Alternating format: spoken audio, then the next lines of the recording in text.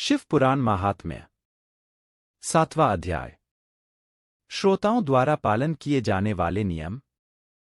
सूत जी बोले, शौनक, शिव पुराण सुनने का व्रत लेने वाले पुरुषों के लिए जो नियम हैं, उन्हें भक्तिपूर्वक सुनो।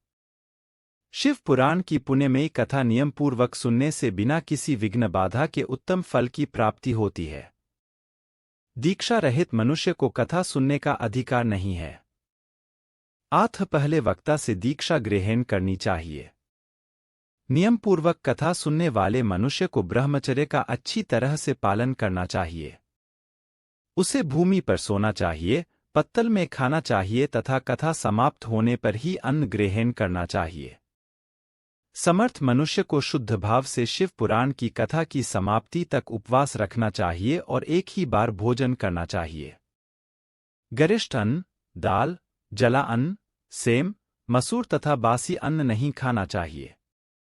जिसने कथा का व्रत ले रखा हो, उसे प्याज, लहसुन, हींग, गाजर, मादक वस्तु तथा आमिष कही जाने वाली वस्तुओं को त्याग देना चाहिए।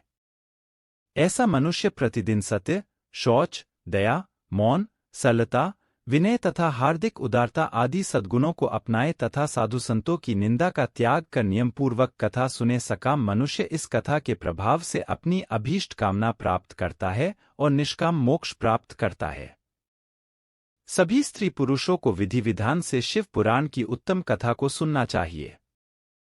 महर्षि, शिव पुराण की समाप्ति पर श्रोताओं को भक्तिपूर्वक भगवान शिव की पूजा की तरह पुराण पुस्तक की पूजा भी करनी चाहिए तथा इसके पश्चात विधिपूर्वक वक्ता का भी पूजन करना चाहिए। पुस्तक को रखने के लिए नया और सुंदर बस्ता बनाएं। पुस्तक व वक्ता की पूजा के उपरांत वक्ता की सहायता हेतु बुलाए गए पंडित का भी सत्कार करना चाहिए। कथा में पधारे अन्य ब्राह्मणों को भी अन्नधन का दान दे। गीत, वाद्य और नृत्य से उत्सव को महान बनाएं।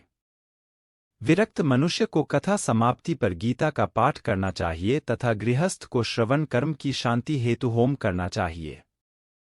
होम रुद्र संहिता के श्लोकों द्वारा अथवा गायत्री मंत्र के द्वारा करें। यदि हवन करने में असमर्थ हों तो भक्तिपूर्वक शिव सहस्रनाम का पाठ करें। कथा श्रवण संबंधी व्रत की पूर्णता के लिए शहद से बनी खीर का भोजन 11 ब्राह्मणों को कराकर उन्हें दक्षिणा दें। समृद्ध मनुष्य 3 तोले सोने का एक सुंदर सिंहासन बनाए और उसके ऊपर लिखी अथवा लिखाई हुई शिव पुराण की लिखी पोथी विधिपूर्वक स्थापित करें तथा पूजा करके दक्षिणा चढ़ाएं। फिर आचार्य का वस्त्र, आभूषण एवं गंध से पूजन करके दक्षिणा सहित वह पुस्तक उन्हें भेंट कर दें। शौनक, इस पुराण के दान के प्रभाव से भगवान शिव का अनुग्रह पाकर मनुष्य भवबंधन से मुक्त हो जाता है। शिव पुराण को विधिपूर्वक संपन्न करने पर यह संपूर्ण फल देता है तथा भोग और मोक्ष प्रदान करता है। मुने, शिव पुराण का सारा महात्म्य, जो संपूर्ण फल देने वाला है, मैंने तुम्हें सुना दिया है। अब आप और क्या सुनना चाहते हो? श्रीमान शिव पुराण सभी पुराणों के माथे का तिलक है।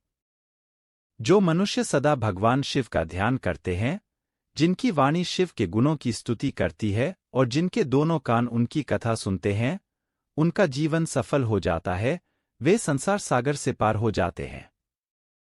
ऐसे लोग इहलोक और परलोक में सदा सुखी रहते हैं। भगवान शिव के सच्चिदानंदमय स्वरूप का स्पर्श पाकर ही समस्त प्रकार के